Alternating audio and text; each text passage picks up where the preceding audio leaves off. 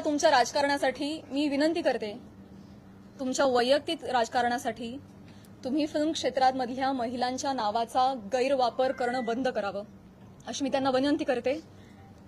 आणि ज्या कुत्सितपणे त्यांनी टिप्पणी केली आहे या सगळ्या गोष्टीचा प्रसार माध्यमांसमोर हशा पिकवण्यासाठी त्यांनी उपयोग केलेला आहे,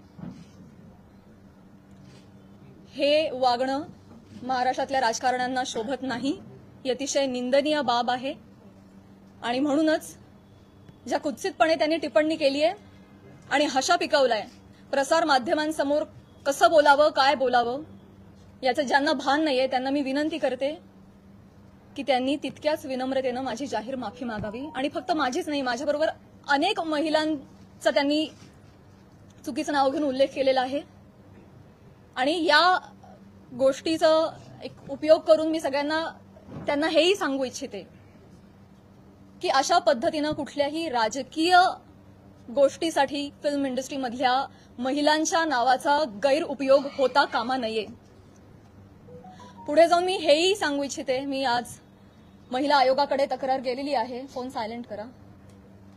महिला आयोगाकडे दुपारी तक्रार नोंदवलेली आहे। मी त्यांनाही रिक्वेस्ट केलेली आहे की कायद्याच्या चौकटीत राहून तुम्ही याच्यावर योग्य ती कारवाई करावी। मी देखील कायदेशीर कारवाई करत राहीन। याचबरोबर माननीय मुख्यमंत्री साहेब, उपमुख्यमंत्री साहेब यांना देखील मी विनंती करते, काय या दोन व्यक्ती दोन वाक्य बोलून गेल्या, पण प्रसार माध्यमं तेवढीच दोन वाक्य घेऊन त्याचे 1000 व्हिडिओ बनवतात, इतके वाईट मथळे देतात, हेडलाईन्स देतात।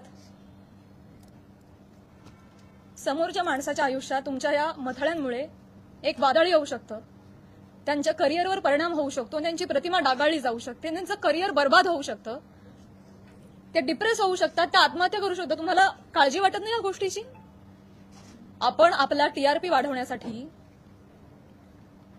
आपण आपला एक सेट टार्गेट अचीव्ह करण्यासाठी कुठल्या थराला जाऊन बातमी करतो, त्याचं किती वेगवेगळ्या पद्धतीनं, आता फॉर एन एक्झाम्पल कालच मी बातमी वाचली आणि ती इतकी हर्टफुल होती। बीडमधील हत्या प्रकरणात आता प्राजक्ता माळींचंही नाव जोडलं जातंय। काय संबंध, काय दोन गोष्टींचा? आपण काय हेडलाईन्स करतो त्याचा समोरच्या माणसावर। ही माझी आई रात्रभर झोपली नाही, 1.5 महिना, मला वाटत नाही तिला शांत झोप लागली असेल। एक कमेंट नाही जी यांनी वाचली नाही। हा माझा भाऊ, यांनी सोशल मीडिया बंद करून टाकला, सगळे अकाउंट्स डिलीट केले। आज हा प्रसंग फक्त माझ्याशी निगडीत राहिलेला नाहीये, हा माझ्या कुटुंबावर त्याचा परिणाम होतोय आणि अत्यंत वाईट परिणाम होतोय।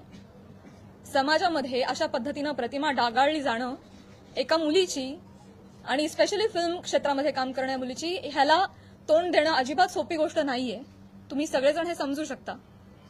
तर तुम्हा सगळ्यांना ही विनंती आणि माननीय मुख्यमंत्री साहेबांना ही विनंती की त्यांनी याबाबत काहीतरी ठोस कारवाई करावी।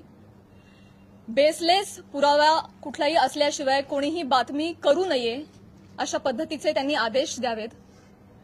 या निमित्तानं मी करुणाताईंना सुद्धा विनंती करू इच्छिते आणि हे सांगू इच्छिते की तुम्ही स्वतः एक महिला आहात, तुम्हाला महिलांना होणारा त्रास